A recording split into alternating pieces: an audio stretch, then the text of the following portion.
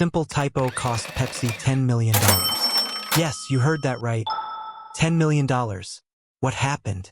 And how did a typo cause such a massive loss for a giant like Pepsi?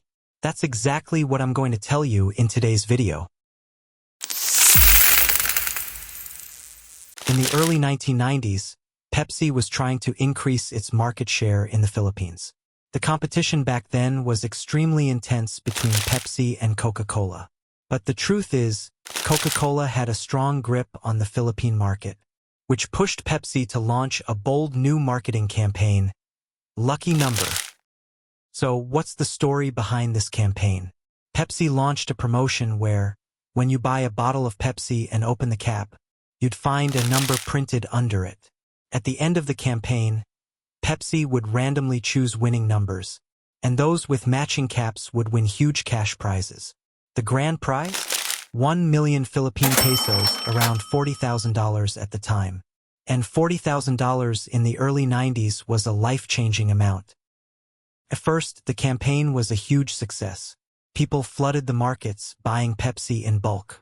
Some even bought the bottles just to get the cap and threw the drink away. Pepsi thought they had nailed it, a brilliant marketing move. But little did they know, a disaster was waiting just around the corner. On May 25, 1992, Pepsi announced the winning number. The entire country was waiting to see who would win the 1 million pesos. But once the number was announced, everything went downhill fast. The winning number was 349. Okay. So what's the problem?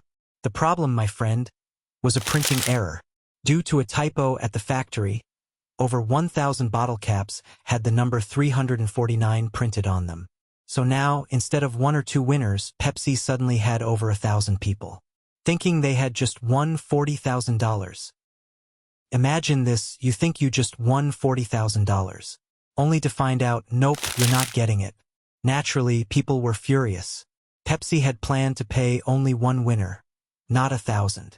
To calm things down, Pepsi offered a small compensation to everyone holding a 349 cap. But that didn't go down well. People were outraged. Massive protests broke out. Some stormed Pepsi factories and vandalized them in anger. Others even attacked Pepsi delivery trucks in the streets.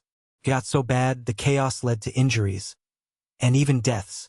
Things were completely out of control. The situation escalated to court. Eventually, Pepsi was forced to pay around $10 million in compensation, just to settle things and restore some public trust. But let's be honest, they had no other choice. It was damage control. Sadly, Pepsi lost the trust of the Filipino public. And guess who took advantage of that? Coca-Cola didn't stay silent. They took full advantage of Pepsi's crisis. They increased supply to retailers, launched major ad campaigns, and rolled out huge discounts and offers. All of Coca-Cola's marketing started focusing on trust, building and reinforcing that bond with consumers. Years later, Pepsi managed to recover a small part of its market share in the Philippines, but only after a long time, and after the public had mostly forgotten the scandal. This marketing disaster teaches us 3 powerful lessons. Marketing isn't just about creative ads and fun ideas, it's a big responsibility. Before launching a campaign, you have to think through every possible outcome and be fully prepared. Most importantly, never lose the trust of your customers. Once that's gone, your competitor can swoop in and take over the market, just like Coca-Cola did. And that, in short, is how a small typo cost Pepsi $10 million. Hope you enjoyed the story. See you in the next marketing tale.